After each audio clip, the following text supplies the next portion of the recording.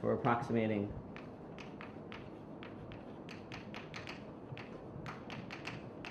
tensor networks. So I want to just review that again quickly, and then sort of cover a little bit slower just the stuff right at the end. So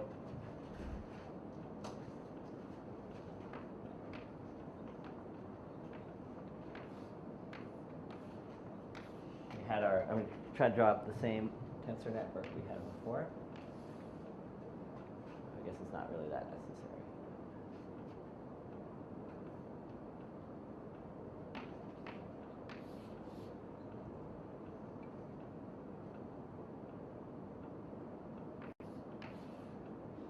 Okay, so again, this is a tensor network. All the tensors are labeled.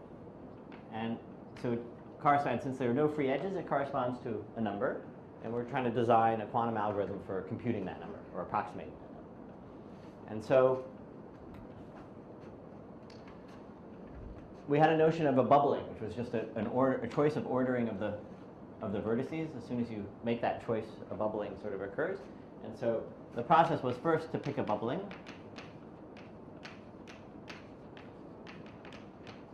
And then the second step was to normalize, which meant This terminology is from Bond's scalar. the bubbling. It's the same. It's the same thing. Yep. And so to normalize, what we mean is, as we sort of take this bubble and sweep it across, we see, right, as we sort of move from one spot to the next, every time we swallow a tensor, as we approach the bubbling, as we approach the tensor, we've already encountered some of the edges. In this case, we haven't encountered any of them. And then by the time we're done, we've counted 2. In this one, we've encountered 1 already, which is this one. And we end up swallowing the next 3. And so each of those steps defines, we can interpret the tensor as a linear map, right? In this case, it's a map from C to H tensor H, right? In this case, it's a map from this copy of H to these 3 copies of H, right? And then as we move down to this one,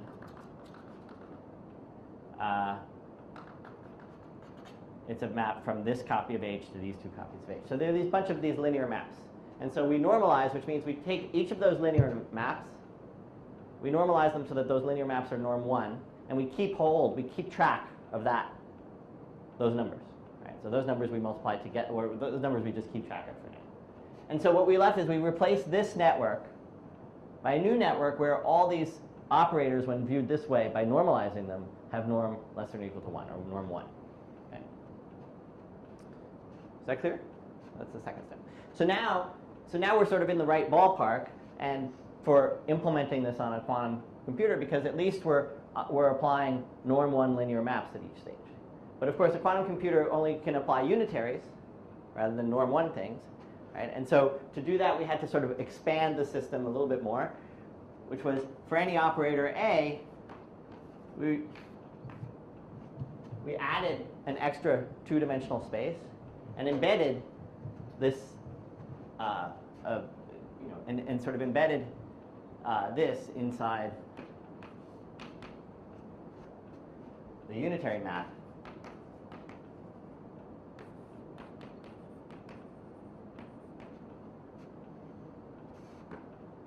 Following unitary map. And the reason we did that was the upper left-hand corner does what we want, right? So we just keep going through that the whole way through. Right? And by the time we're done, right, we have, when we're done, here's what we're left with, right? If we imagine that we sort of, at each of these stages, we introduced 1 extra copy of C2, okay, and made. Now, Zeph, I'm slightly confused with this picture. Yeah. Maybe you have to compute this the right thing, because A is, see, suppose you think of A as going from H1 to H1 prime. Mm-hmm. Let's call it V to V prime. V to V prime, okay. Then, what? Where is this acting? So this acts on some, let's call it V1. Which? let's call the V as V1. And then this matrix acts on V1 direction. Acts from V1 direction V2 to V1 prime direction V2 prime. Yeah, and V2 actually is V1 prime. Huh? V2 actually is V1 prime.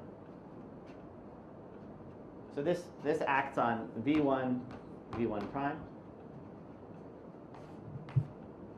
Which means the 2-1 entry must be a map from V1 to V1 prime. Which is the 2-1? After identifying the two. If you Which is 2-1? Is this 2-1 or this 2-1? The 2-1, This one. yeah. Yeah. The 2-1 entry, if you... Yeah, it should act, this one should act on V1. Which No, you try multiplying by...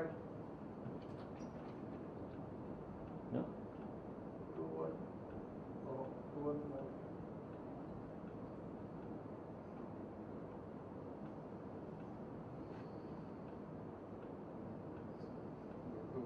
Yeah, it. Okay.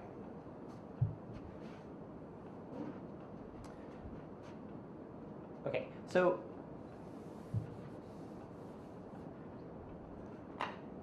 what we, in the end, what we end up with, right, is a vector whose, by the time we're done, we have a vector W.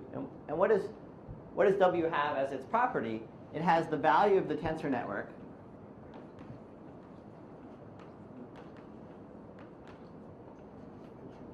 sitting inside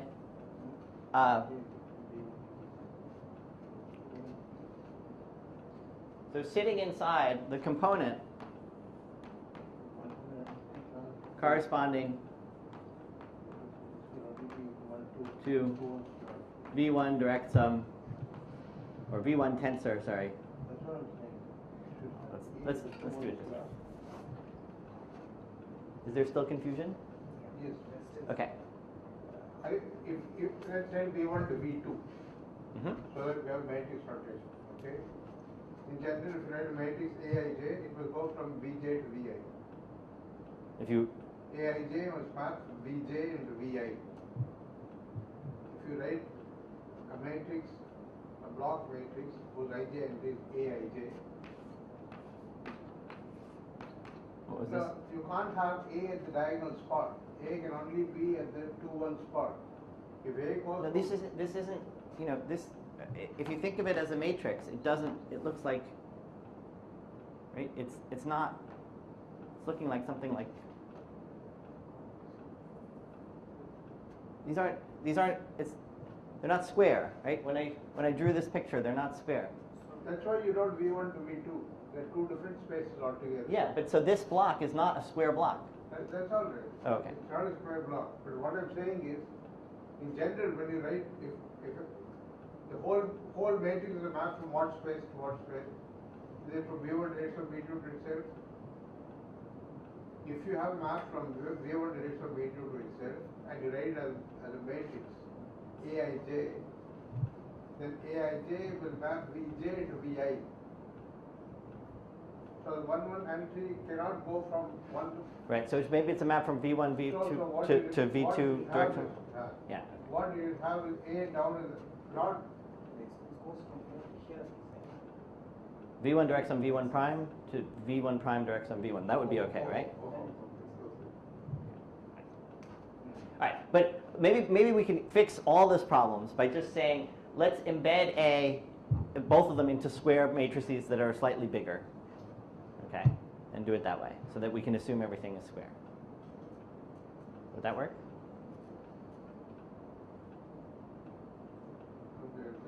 Square. So if we just imagine the two dimensions are the same, then we're okay. If A was a square matrix, we would have none of this discussion, right? So if A is not a square matrix, let's embed it into a square matrix by just having it. A goes from V to V. So you have from V direction V to V direction V. Okay? Okay. All right. So if we do that, and there's another reason why that's a nice thing to do, which is because then to make that transformation, we can just think of it as a tensor copy of C2 that way, and that'll be easier. Now The point equals was to get a unitary matrix here. Mm-hmm. If you just pad it, then That'll be okay, right? A was arbitrary, right? A was arbitrary norm 1. Yes. So how are you finding it? Just with zeros. Add zeros if you want. But it's only in 1 1 slot. You're Oh, I see. you're You putting still in the have 1 freedom. 2 and Yeah. 2 1 slots. So by the time we're done, we have the value, we have, well, where's our map that's left, right? Because we've added all these copies of C2, right? We have a bunch of, we're sitting inside C2 to the number of tensors.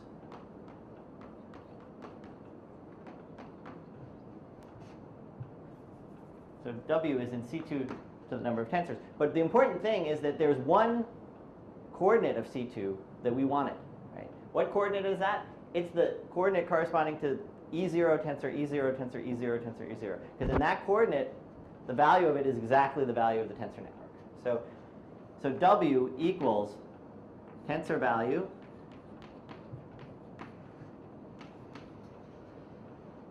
times E0 tensor, E0 tensor, E0, plus other stuff.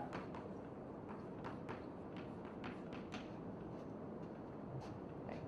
So now if we just measure, okay, which means project, we can, in general, it means we can ask, are we in this space, the space span, but this one-dimensional space, or are we in the other? We're going to get an estimate for the tensor value, right? Because it's a two-point probability distribution, right? And so we're going to get an estimate for this value.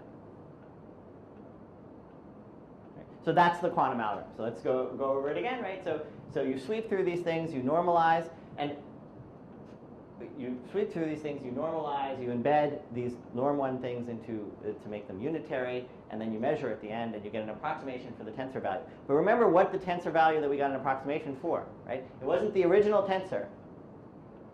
What was it? It was the original tensor normalized, right? So the actual approximation that we're going to make is going to be this value, right, times the product of all the norms that we accumulate, okay, that we got from normalization. So let's call that product delta. Okay. So again, what this means is if we measure and we call successful getting all zeros, right, then the probability of success, again just said, probability of success equals tensor value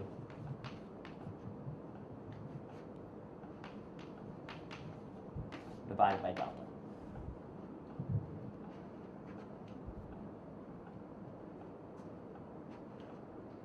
So this bubbling method you have adopted, does it matter which point is coming?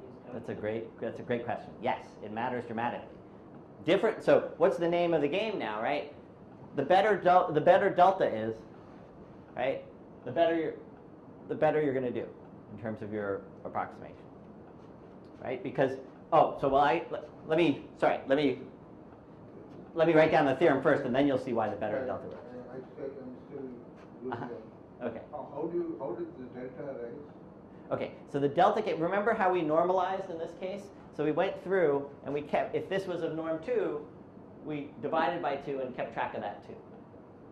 We replaced, if this map was of norm 2, we wanted everything to have norm 1.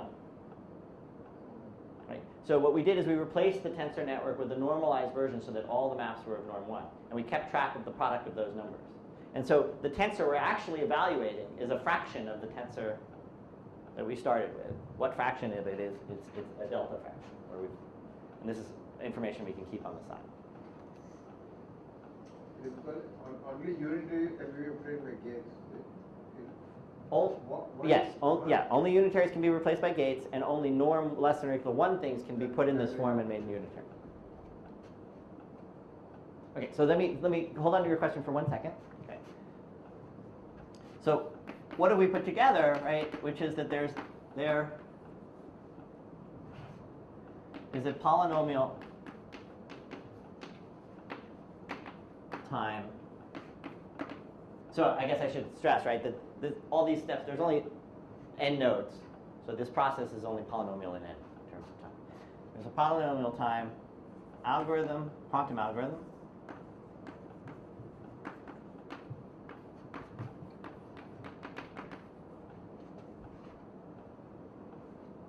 for approximating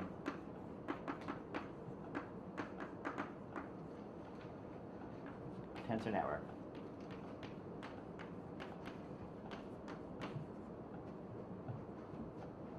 For a given bubbling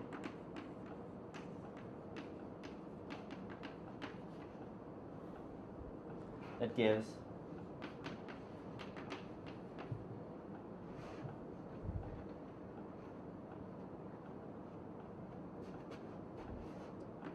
the tensor value plus or minus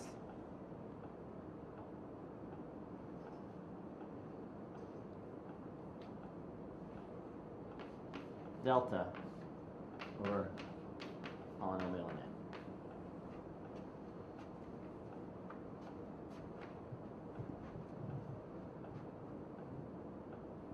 Okay, so let's just make sure we understand what this means, right? It means that the level of approximation we're getting, right, scales with delta. And you can sort of see why that is, right? So estimating a probability distribution, if you're just getting samples from a probability distribution, you're only allowed polynomial time. So you can make those samples polynomial number of times, so you get the probability distribution up to polynomial accuracy. But, right, that's the estimate of this. If we actually want the estimate of that, right, your error is not 1 over polynomial, but it's delta times 1 over polynomial, right, because you're going to have to blow up this error. Okay, so then we come back to this question, which is this delta, which was the choice of, which came from a choice of bubbling, is a natural question. Does it matter what choice of bubbling you make? And it sure does. It very much matters. And there is no, I think in fact it's probably, my guess would be it's NP hard to figure out what the best bubbling is in terms of minimizing this. But if you have a particular problem that you're in mind, sometimes you have some intuition as to what a good bubbling, choice of bubbling. Okay. And so let me, let's see, I can give you, see if I can come up with a,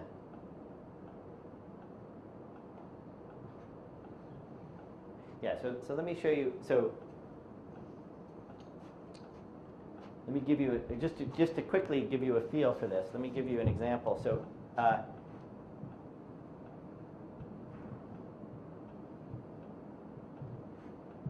if you take the identity tensor, let's say, okay, which would be the tensor that's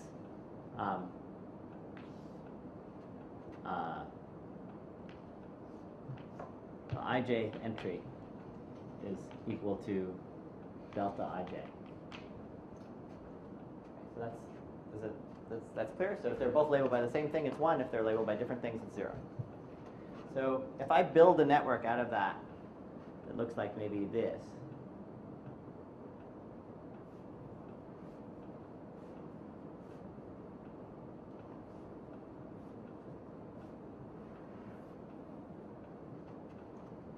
Okay, and they're all identities. Let me show you. Let me show you 2 bubblings that produce very different results. Okay, so as I come in, everything's symmetric, so I have to swallow one of these guys in some way, right? So I swallow it like this. Right? So what is this? Right? What is this map? This is the map that sends. This is a map from C to H tensor H, right? And it sends the number 1 to E00 tensor E0 plus E1 tensor E1.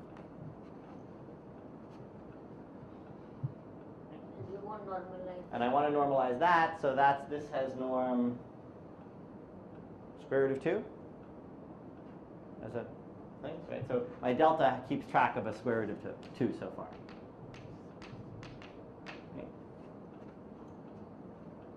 Okay, so now I've swallowed that guy. So now, now there's a nice way that I could go. If I just now swallow the next one over, I'm swallowing the identity tensor, right, from H to H. This is the identity tensor. This is the map that sends E0 to E0 and E1 to E1. That has norm 1. So I don't have to do anything to it. And now I can move around. Each of these are the same. I have norm 1, norm 1, norm 1, norm 1, norm 1, until I come to the last one. So by the time I'm at the last one, I'm looking like that. Right? So I have times 1 times 1 times 1, etc. And the last one is the map from H tensor H to C. Right? Yeah, because it's a 2 to a 0. Right? And it represents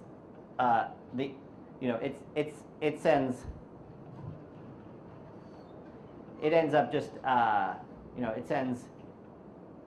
Let's see, what does it do? It's inner product with this vector, right? And this vector has norm square root of 2. It's the adjoint map of this map. However you want to think about it. So you pick up the second square root of 2. Yeah. So delta is 2 with this choice of bubbling. Let me show you a really bad choice of bubbling, which would make a very big difference. So every time I swallow things from 0 to 2 or 2 to 0, I incur a penalty that's different than if I swallow things from 1 to 1. Right? So if I was to naively go along and I swallowed this guy, and then the next part of the bubbling I went around and I swallowed this guy, right? And then I went around and I swallowed this guy, right? Then already I've incurred a penalty of square root of 2 here, square root of 2 here, and square root of 2 here. And nothing I swallow is going to have norm less than or equal to 1. So you can see that it's worse.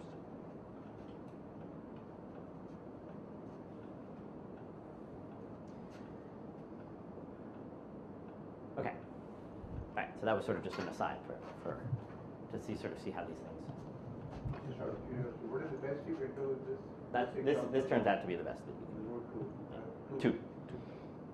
But a constant constants you don't mind, right? It's if something that's going to scale exponentially in the size of the problem, you do mind. So if you're doing this kind of thing where you could sort of incur square root to the 2 to some power, some fraction of the vertices, that's the thing. But you can always just in terms of just worrying about polynomial time, you can double the amount of measurements you do and absorb that 2.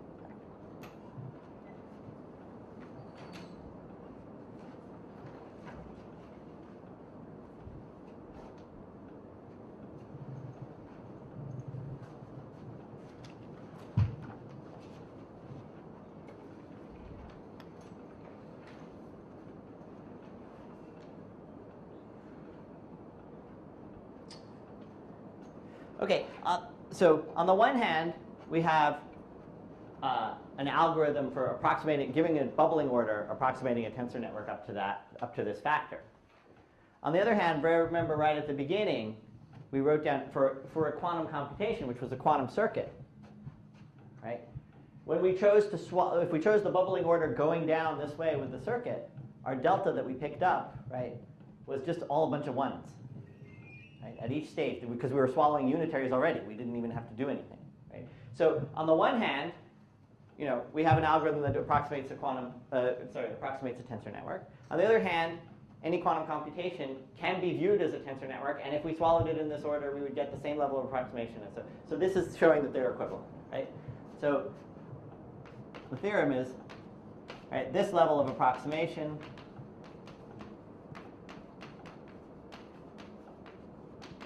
which is this level over here, is equivalent to you can sort of say the model of quantum computation, polynomial equivalent.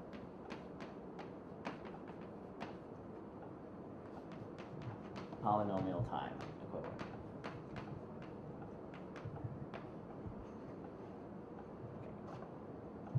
So this is the underpinnings of what I started this sort of the whole. So why are we presenting this stuff at all, right? So we're presenting this stuff at all in the context that there's sort of a visual representation of things that is helpful for sort of different things, and we covered some stuff in subfactors. And so now the point is now that quantum computation is the evaluation of tensor networks. We're just going to take that point of view, right? We're just going to say that's what we're interested in, evaluating tensor networks. So the name of the game for algorithms now says design a tensor network to do something, to compute something whose value you're interested in, right? And then you want to design it in such a way so that your delta is as small as possible, and hope that the level of approximation is useful for the kinds of things that you're interested in doing. So where does this get you? Well, here's the first thing it gets you, or a thing that it gets you. So again, I mean, this is just a point of view. We know they're equivalent, so you could have thought about them. You know, you didn't need to know this, but what does this get?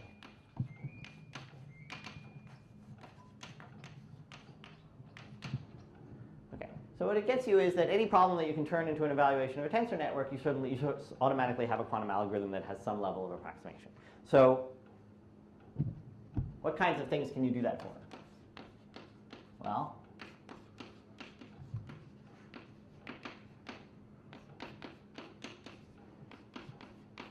so you can take these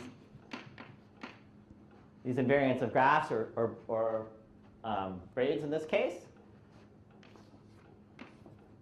and you can, so in terms of approximating the Jones, or looking at the Jones polynomial at certain places and at certain particular values, you can turn that into a tensor network. And I'll cover at the end, if I have time, this one because it connects up to subfactors. And from tensor networks, right, you can turn it into a quantum algorithm, as we just said.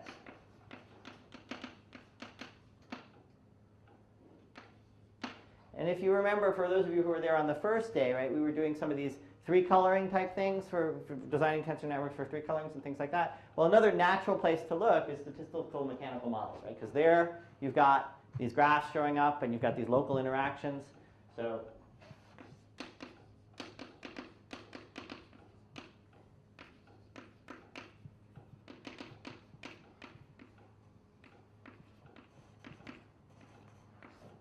right, you can turn those into tensor networks. And then the name of the game ends up being, right, which is how good is this approximation, right? So you know, out pops these algorithms. They estimate these values, right? But they estimate these values up to this additive error. Now, for most problems, additive errors is not, you know, what you want is multiplicative error. You want to sort of predict something up to a factor of 1 plus or minus epsilon. Right here, right, it's an additive error. And if delta is too large, right, we've got a problem. But also, if the tensor value is too small, right? If we're trying to compute something exponentially small, but we're only doing it up to polynomial accuracy. I mean, even if delta is just all ones, right? Even if delta is 1, this is only polynomial accuracy, right? And so there's a real legitimate question, which is, so I should put just here approximation, right? It's a quantum algorithm for approximating. We stress that it's approximation. And so there's a real fundamental question, which is this level of approximation anything useful for these problems? And so the answer is a little bit ambiguous. So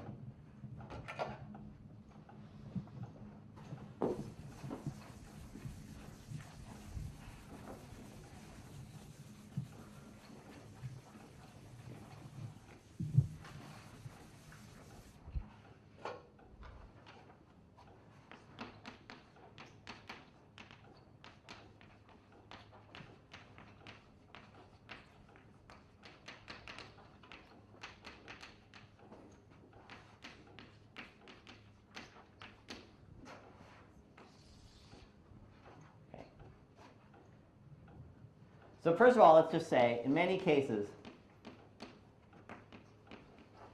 it is not what you want.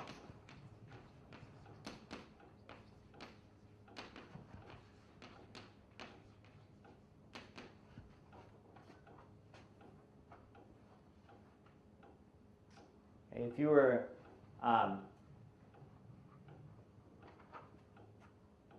let's see, if you were computing the Jones polynomial of a braid where you're at a value that wasn't a root of unity, for instance, that would correspond to evaluating evaluating a picture that would, like, if you just wanted to look at the value for the identity braid.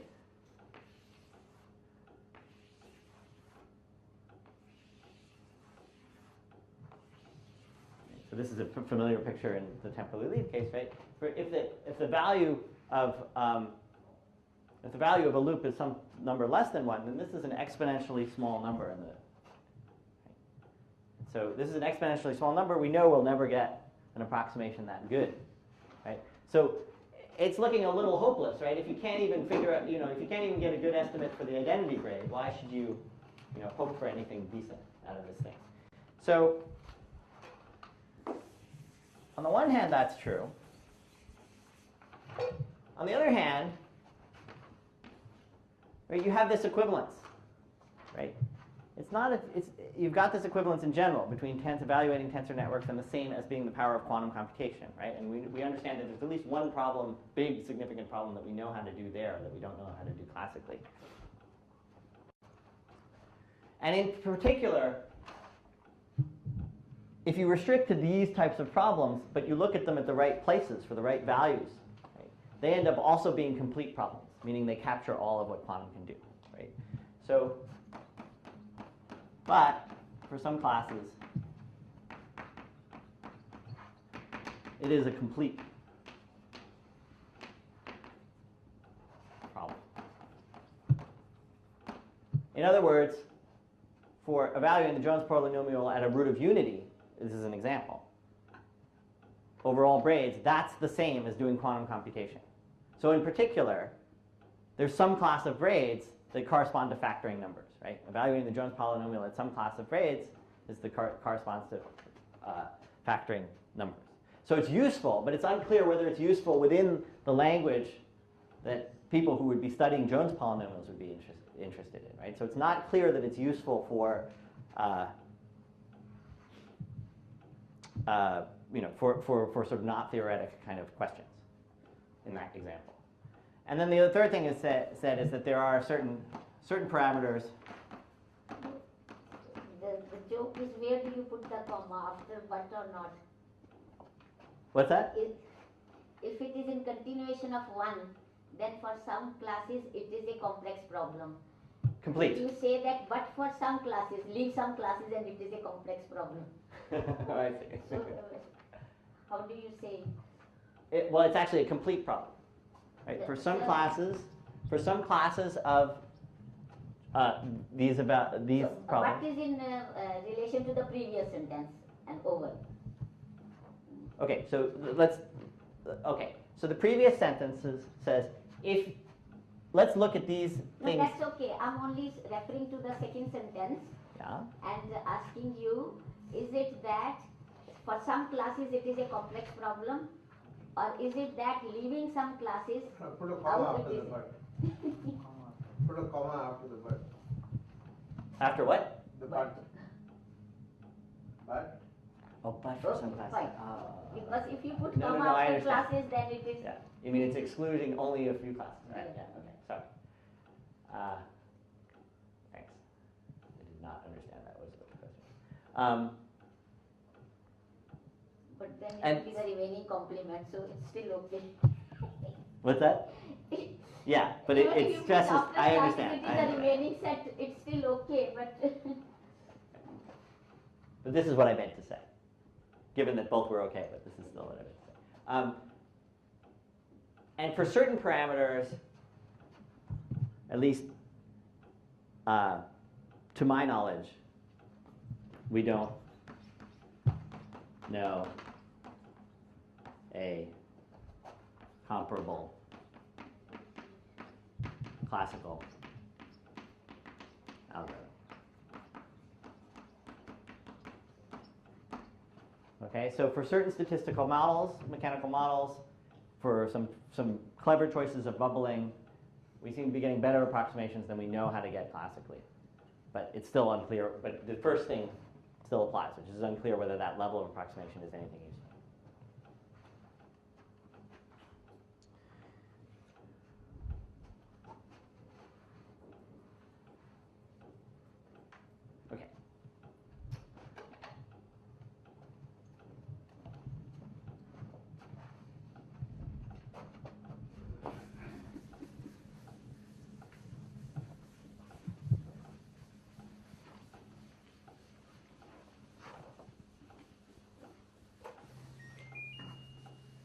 Okay, so I'm going to return to the theme of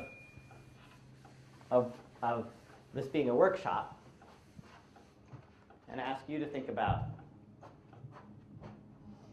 the following theorem and how you would prove it using this newfound knowledge of tensor networks. So here's the theorem. It says that log depth quantum circuits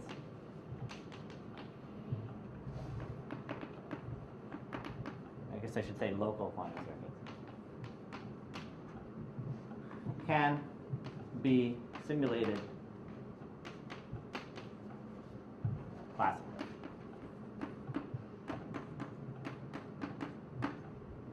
Okay, so let me tell you what that means. Okay. So here's a picture of a log depth quantum circuit.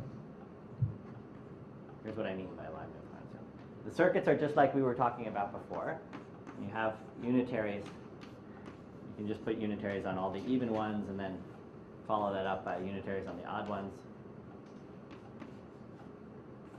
If you wanted to do the most general picture that you could see as a circuit. Even ones, etc. Until you finally measure at the end. And log depth means that the number here is logarithmic in n.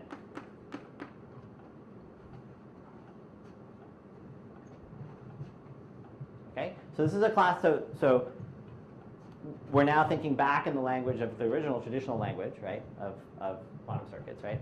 And this is a statement that says, if you're only applying logarithmically many gates, or series of gates, they're not logarithmically many gates because there can be an order of n across each row, but if they can be divided into these time steps the way this is, log n of them,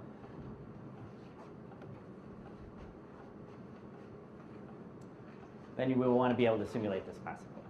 So anyway, so it's kind of an interesting result, right? Because maybe there's some interesting things we can do with log n circuits, knowing this result. But my question to you,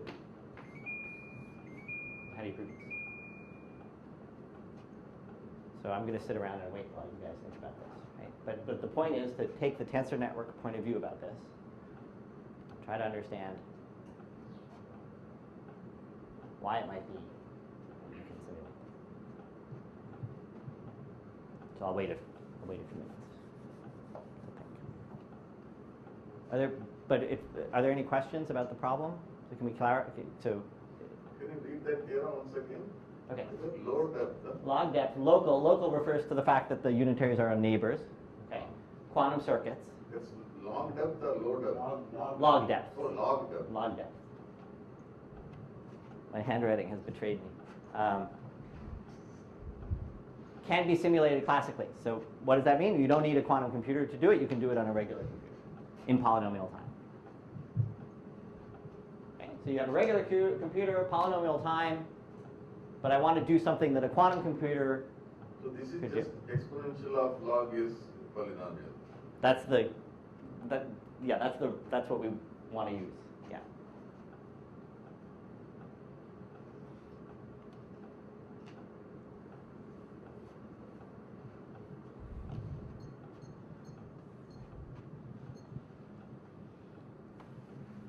What is the question? Oh, the question is how do you simulate this thing classically?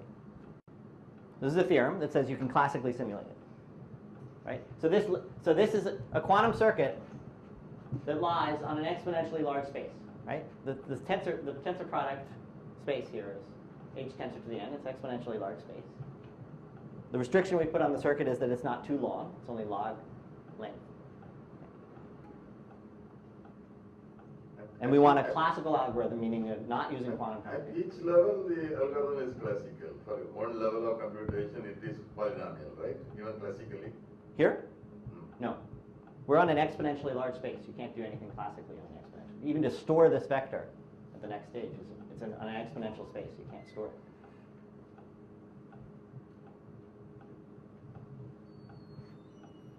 So, okay, yeah, so let's talk about this a little bit more, right? So as we start, with E0, tensor E0, tensor E0, tensor E0, okay, there's only one non-zero coefficient, so we can keep track of that, right? But as we start to maneuver these things, right, by the time we've got to this level, there's no clear way to store the things, because this is a vector on a space that's exponentially big. So if you want to do linear algebra on a space that's exponentially big, just looking up the coefficients I mean, even just storing anything is exponential time. So that's not going to work. You're not going to be able to classically go this way and do that.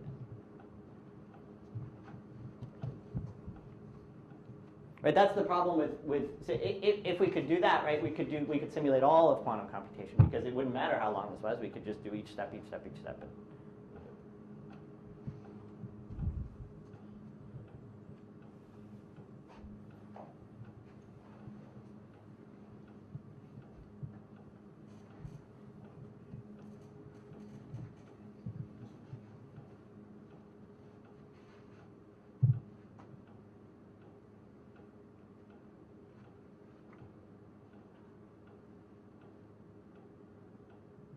I'm sorry, I give the conceptual divide here.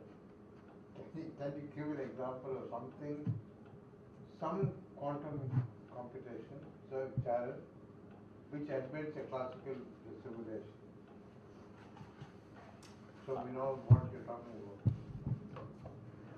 about. Well, so if, right, this is just linear algebra on a big space, but the space is too huge. So we can do linear algebra classically, but the space is too big. So an example of something that we could do classically just fine would be if I had told you that the length here was logarithmic in n. Right, so let's point that out. That's a good thing to point out. If I had, so this is of order n. This is n. But if I had said, okay, I want to take a circuit that's just of order log n on a log n bits. Well, then this is now just linear algebra on 2 to the log n bits. So it's on n things. And that's classically, I can do that, right? In polynomial and n time, I can do linear algebra on an n-dimensional space. And matrix multiplication is like n squared or n cubed or something like that, depending on how fancy you want to get. And storage is no problem. You can sort of recall, look up things, and you can sort of, that's what a classical computer, you can think of a classical, okay, so maybe a way to think of a classical computer is you can basically do linear algebra on, if we were to draw a circuit diagram in this language, right, we would be talking about circuits, any kind of linear circuit. They wouldn't have to be local in any way on log n. Any kind of, no unitary restriction. You wouldn't have to do measurements at the end. You just have the actual end. You can see that vector, right? So you can look up anything, any coefficient you want of the vector that you're going to look at.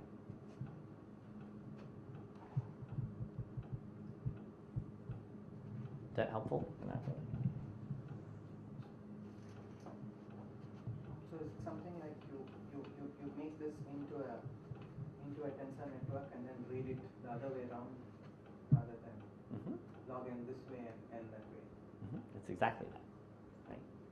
So what do we do is, so when we take this tensor network picture, right, how do we turn this into a tensor network? We just make every square a tensor, right?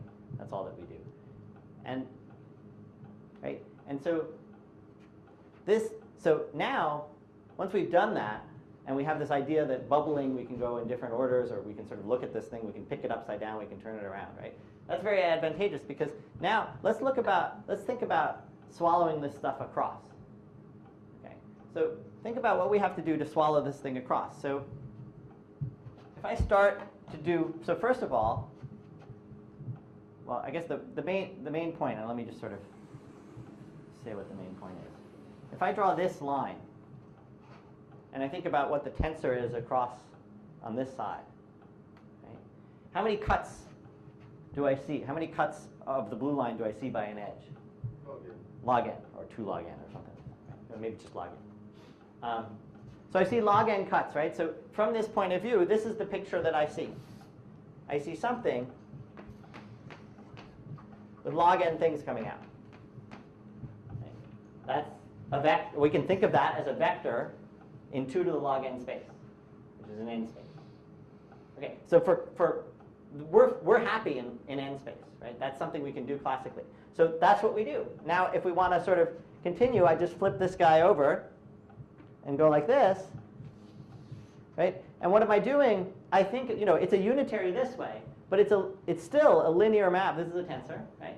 It's still a linear map from these 2 copies to these 2 copies. It was unitary from these 2 copies to these 2 copies, but it's just some linear map from these 2 copies to these 2 copies.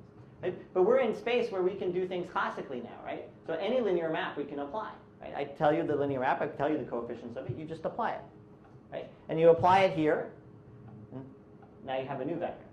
And you just keep going, right? So you sweep across this thing, and if you know that as long as any of these cuts that you're making only cross on the order of log n lines, then you can keep this thing classical the whole way through.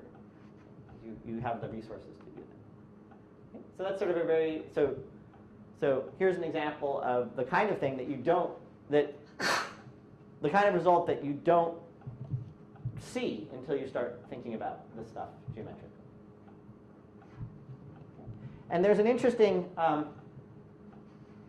so for those of you who know something about this stuff, I'll just mention as an aside, there's an interesting fact here, which is that the Fourier transform, the sort of quantum Fourier transform, which is fundamental to all these algorithms, these factoring algorithms, is actually a log depth local, or an approximation of it, is actually a log depth local circuit.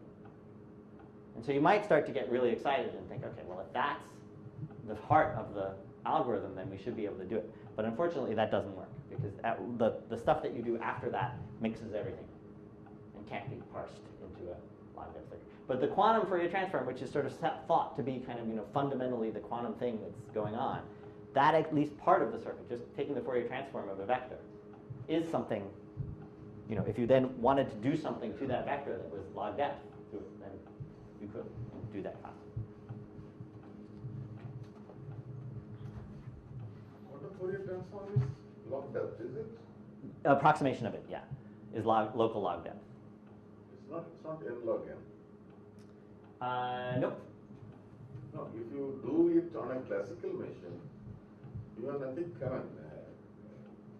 You are talking about classical simulation. Yeah. So sorry. What you're asking? You have only the fast Fourier transform algorithm. What is implementable on a classical machine is the fast Fourier transform algorithm, which takes n log n time. Yeah. So this is going to take. No, n log n is not this n. I mean, the capital N, 2 power n. 2 power n times, 2 power little n times little n. So it's exponential. Yeah. I don't see, are you saying that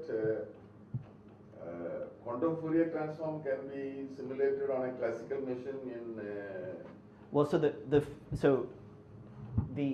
an algorithm. So not saying that, because to say that would mean that somehow doesn't even make sense, because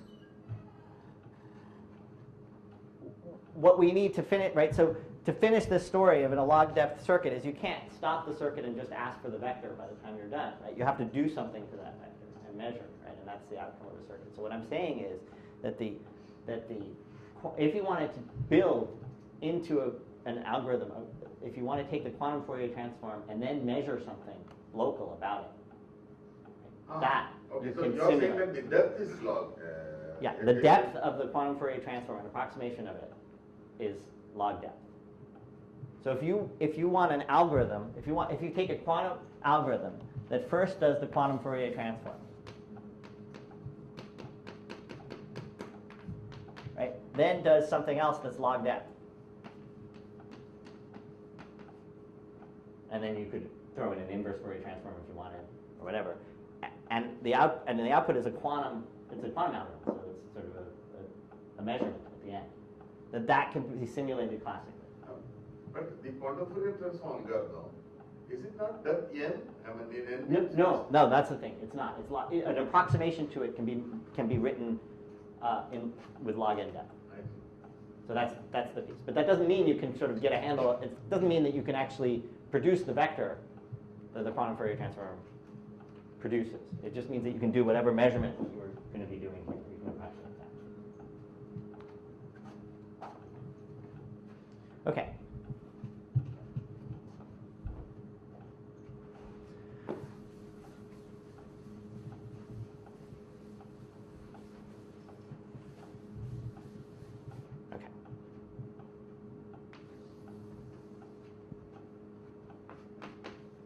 So now we're going to talk about something that's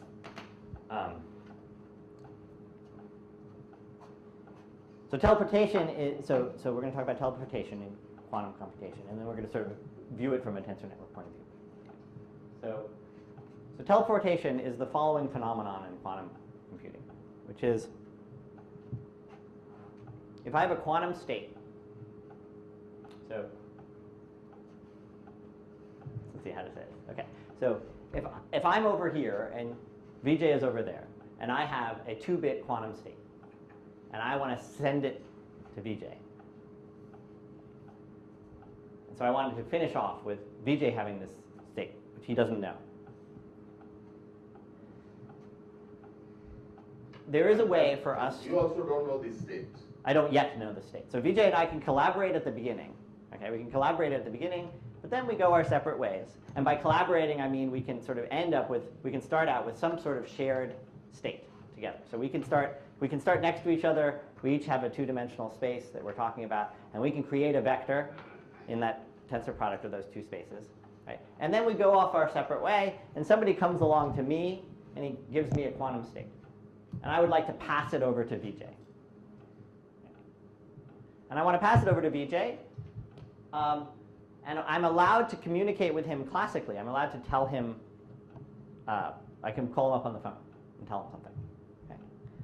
But I'm not allowed to sort of bring the state over and just hand it to him. Right?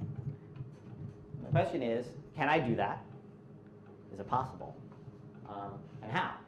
And the answer is that I can send this state, which is this is a vector in 2 dimensions, right? I can send this by just sending him 2 bits of classical information. So I can send him one of 4 choices. I just send him. I just call him up and I say A, B, C, or D. And by the time he takes that information A, B, C, or D, and he ends up now with the state that I had. And obviously I've done something at my end to tell him which of the A, B, C, or D to do.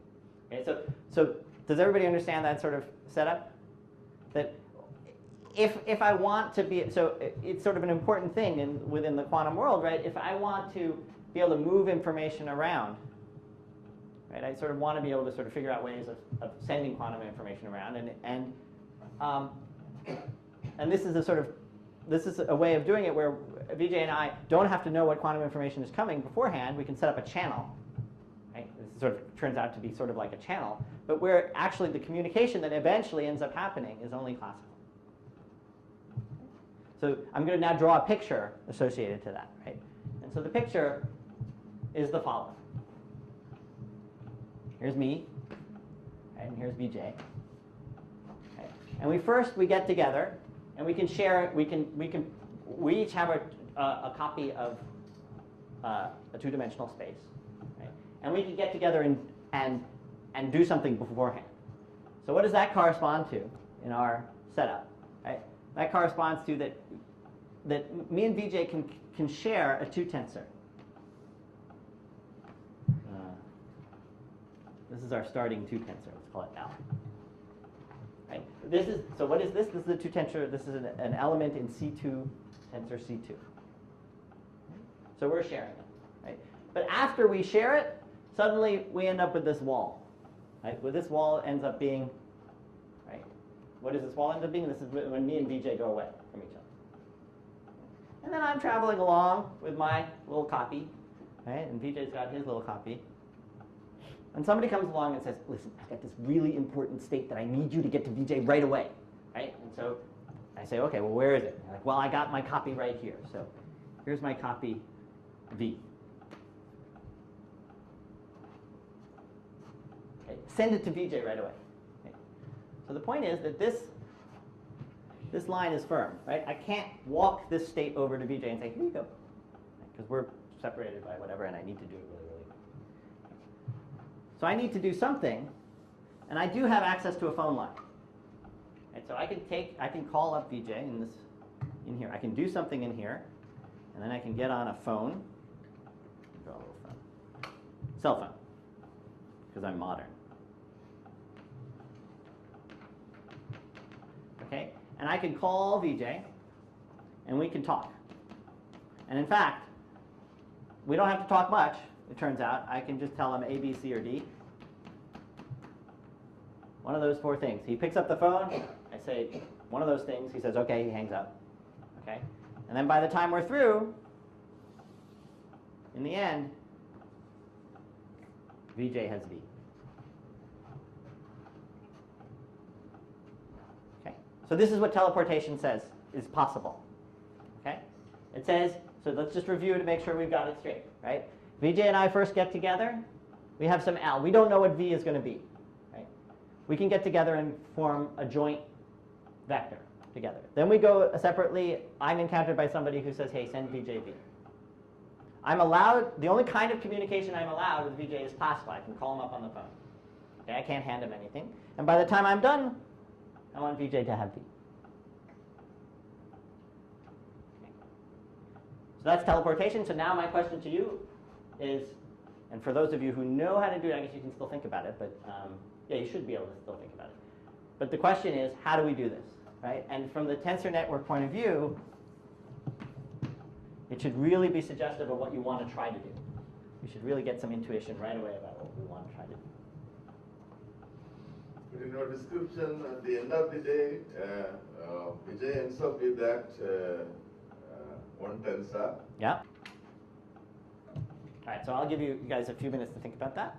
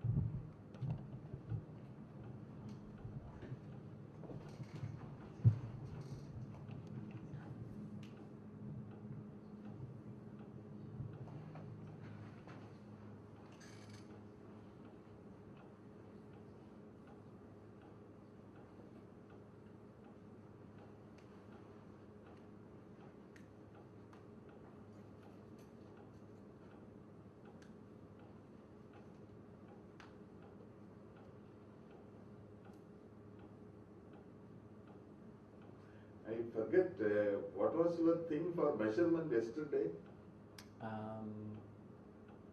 What does the tensor picture look like? Yeah, in the tensor picture you had something for measurement. Just at the end.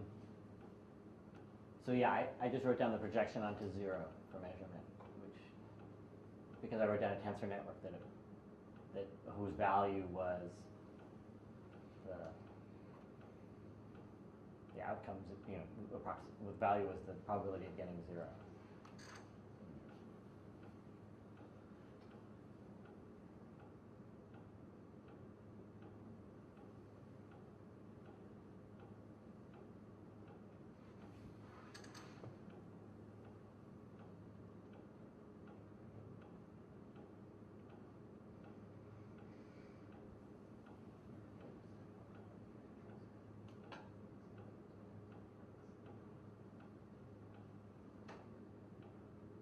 Well, it can tell. So that's a good question. So the question was, what is, in terms of tensor networks, what is communicating classical information translate to?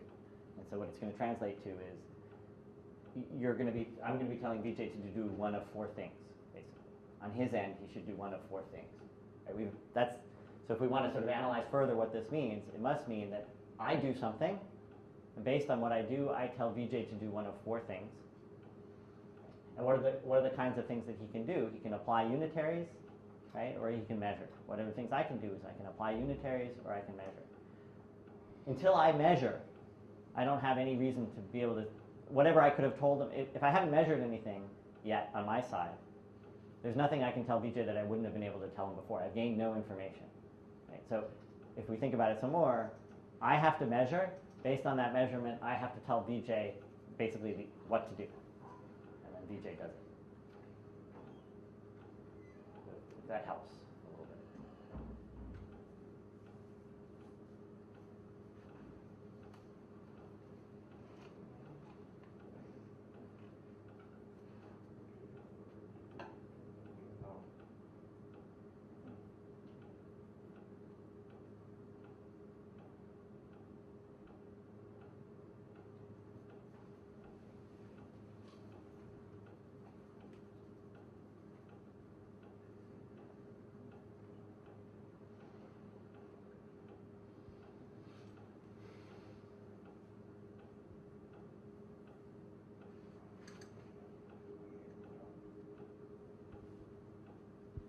All right, so let's So on your two tensor, you can make a unitary transformation.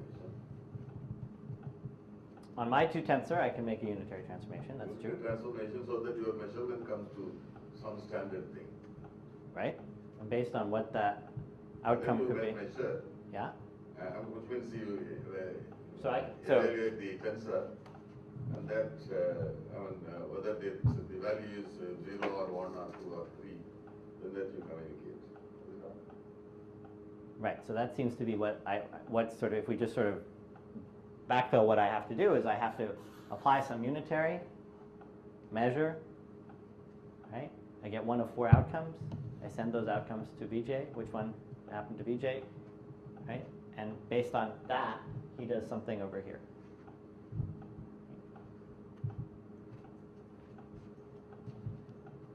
But even if you don't, okay, so let's sort of,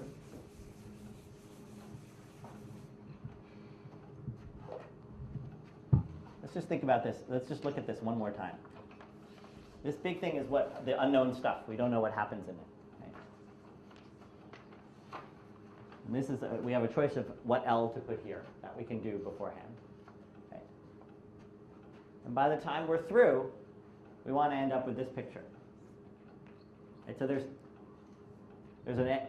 VJ has, there's this line here, and VJ has this one thing, and by the time we're through, if we look at that one thing, what's it supposed to look like? It's supposed to look like V.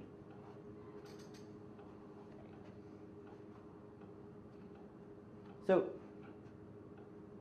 if I was just drawing a picture in here, what picture should I draw to get V over there?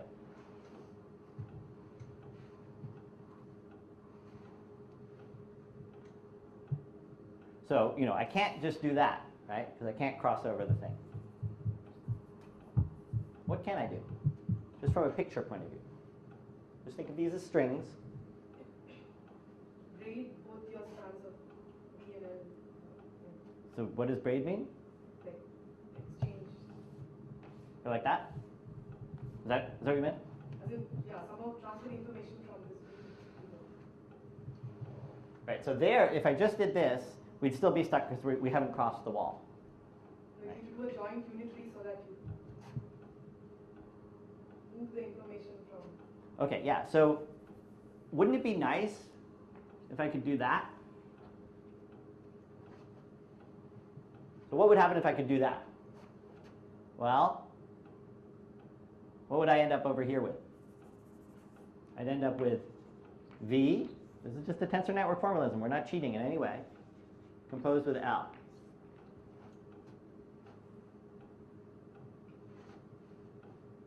Right?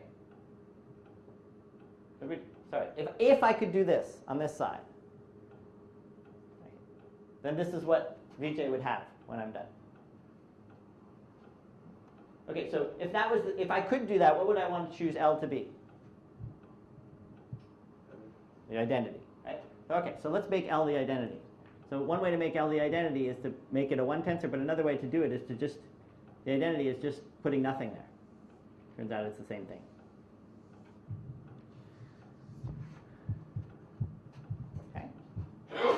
So if I was able to put this picture in and I choose L to be just the identity, this would be great, right? I'd be done. It's perfectly things, right?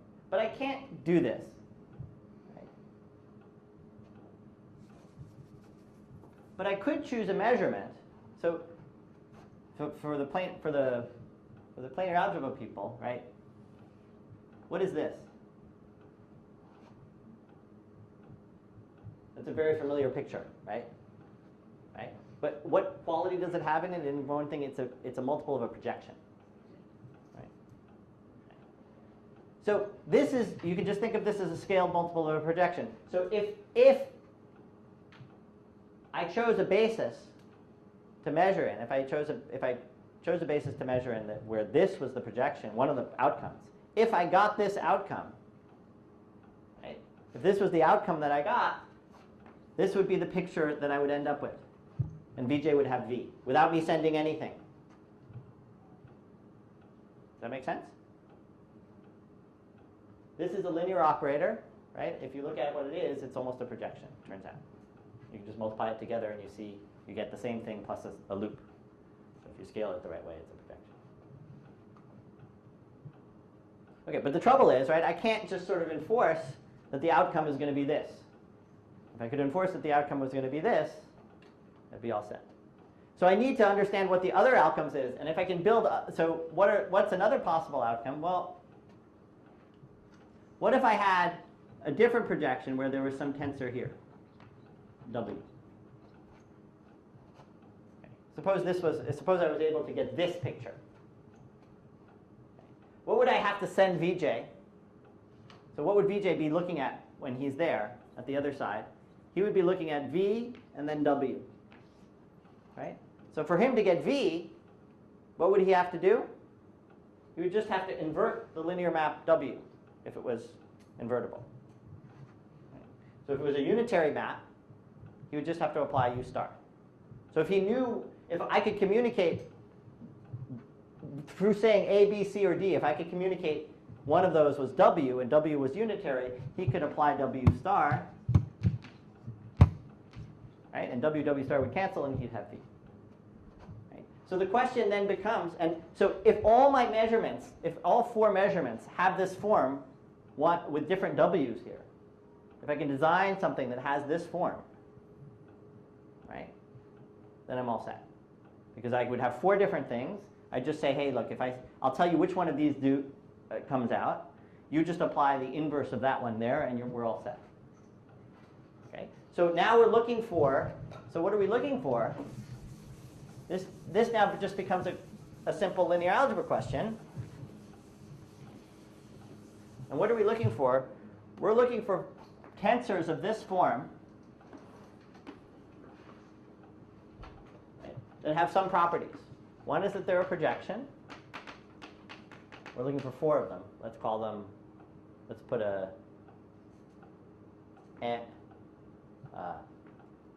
m sub I going from 1 to 4. I need it to be self-adjoint. That's why I'm putting the same m on the top of them. Right?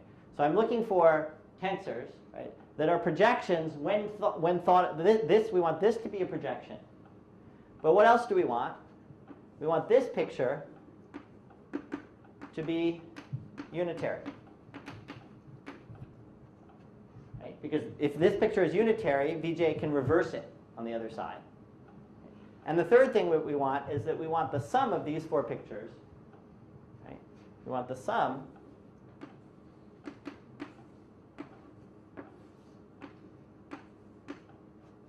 to be the identity. Because that's the condition we need for measurement. Right? If we can design four guys who sum to the identity, who are projections, then that forms a measurement. And if I measure according to that measurement, and these guys turn out to be unitaries, then I can then just tell him, Vj, which of these four guys showed up, and he just inverts it. Okay?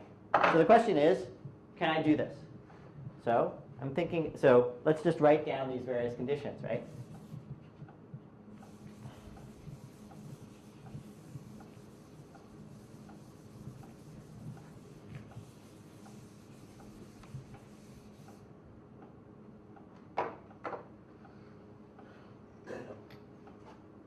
So this one, if I think about it this way, right, it's just a 2 by 2 unitary. Right? This is what this means. So I need a 2 by 2 unitary. I need 4 2 by 2 unitaries. These are just numbers. So I need that matrix to be a unitary. Now let me understand what this means.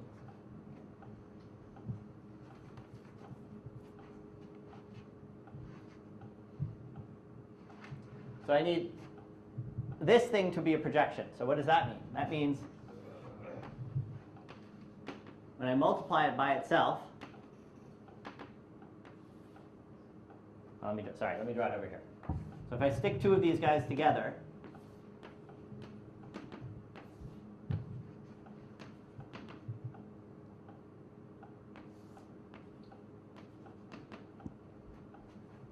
I want that to equal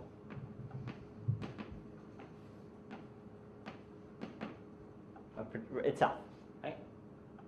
Okay, so we can clearly see what condition that imposes, right? That imposes that this is equal to 1. It's a number, right? And it's equal to 1.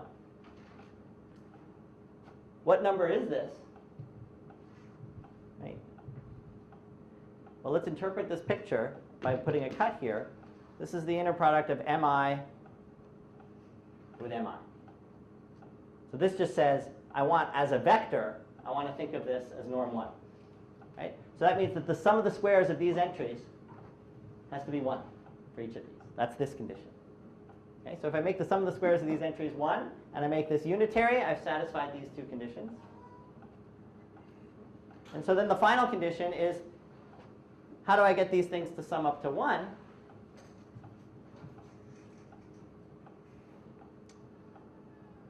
Let's see if I can sort of say that very quickly.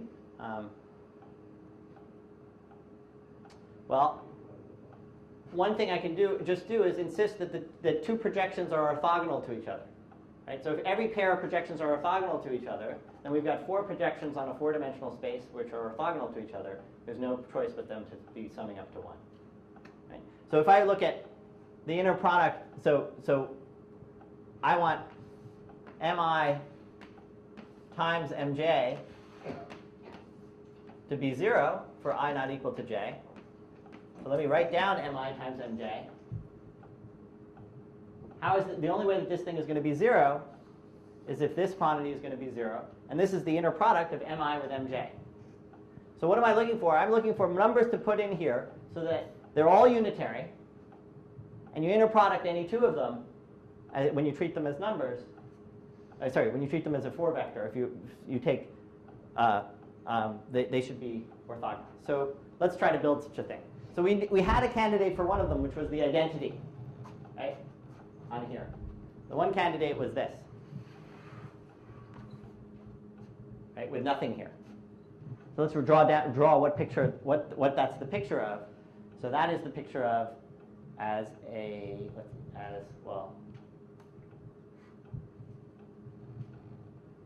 matrix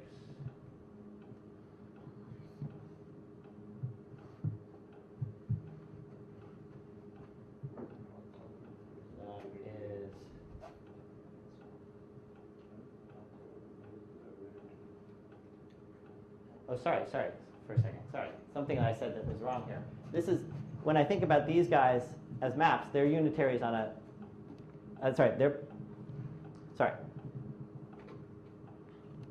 This is what I'm thinking about as a unitary, so that corresponds to just one of these loops. Right? And we were putting nothing there, so it corresponds to the identity. Okay? So one of these matrices that we're trying to build is just going to be the identity.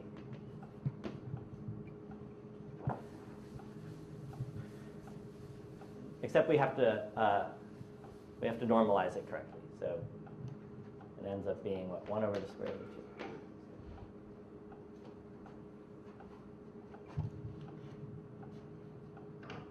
And now we're looking for ones that are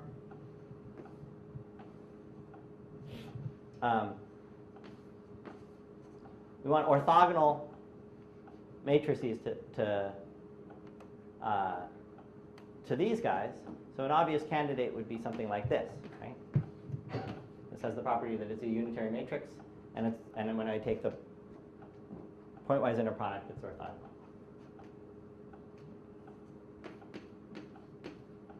And so now we need 2 more, and we'd be done once we have 2 more.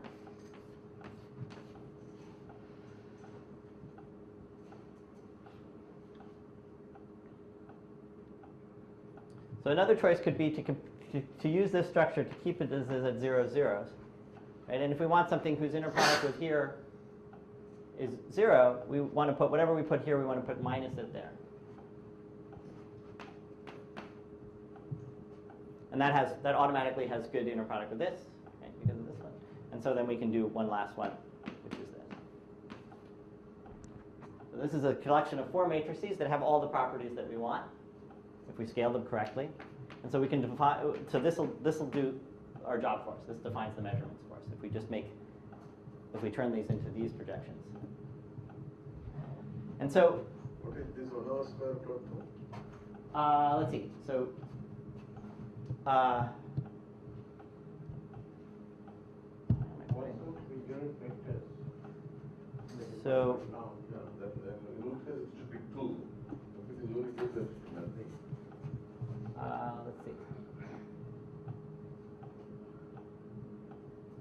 And the normal vector is 4 dimensional, right?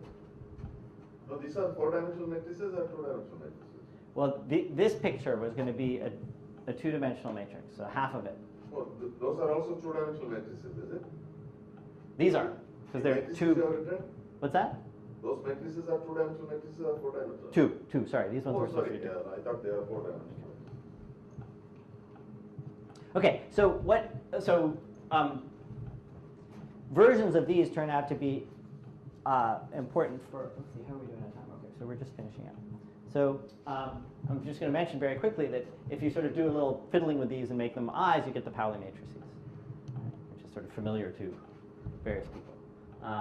And they're useful in this. So the normal way that, well, anyway, so that's where they come from, because they want these are the relations that are helpful for them. So this is one way to think about it. So in the end, we've designed a system where we can do teleportation, and this is sort of a nice way to think about it. And I guess I have 1 more minute, and I sort of wanted to make sure to tie in, wanted to just take a moment to mention 2 open questions that are sort of unrelated, but I think are nice questions. One was a question that Vijay asked, which was, is there a quantum algorithm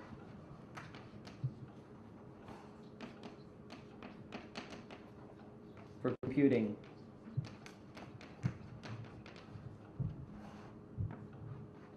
the dimension in a subfactor, in a finite index subfactor, the dimension of n prime intersect mk, mn, I guess. So is there something that goes polynomial in n to compute that? So that's for the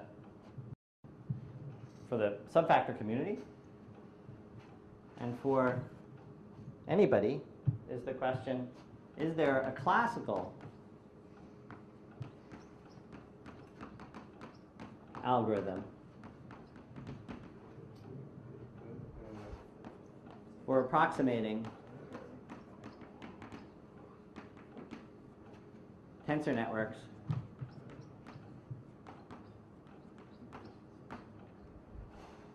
all of whose tensors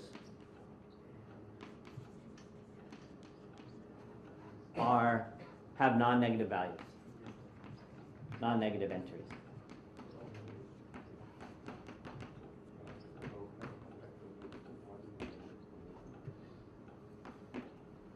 Okay, so let's just to be clear, I want to understand if I have a tensor network, say, and suppose I know that each of these tensors in this, when I label, no matter what I label things by, each of the tensors spit out non-negative numbers. So everything is positive or 0. Right? There's no negative. Then is there a classical algorithm for doing this? And the reason to think that there might be, to approximate it at the same level that this quantum algorithm does it. So this would be a sort of class of tensor networks, right? They're sort of smaller class. They'd include, for instance, the ones that we did earlier about sort of writing down a tensor network for counting the number of 3 colorings and the number of Those were all tensor networks where the values were either 0 or 1. It's a special class. But here's the intuitive reason that most people would say, yes, surely there is. Okay? So the intuitive reason would be the way quantum seems to work, quantum computation seems to work and has an effective, is it sort of deals, it deals with cancellations. That somehow you're computing something and it kind of handles cancellations well. It's sort of, so if you can get various things to cancel and they end up with some sort of result, that quantum is the way to kind of get at that. And if you have all non-negative entries, this is just a big, this is an exponential sum of numbers, but none of them are negative, right? So there's no cancellations going on. So this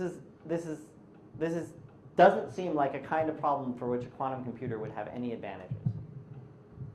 So on the one hand, that suggests that that it should be done classically. On the other hand, I don't know of a way to get the kind of approximation that you can get. And it would be a really interesting thing. I think from my perspective, it would be a very interesting question to know the answer to. All right, so we'll stop there.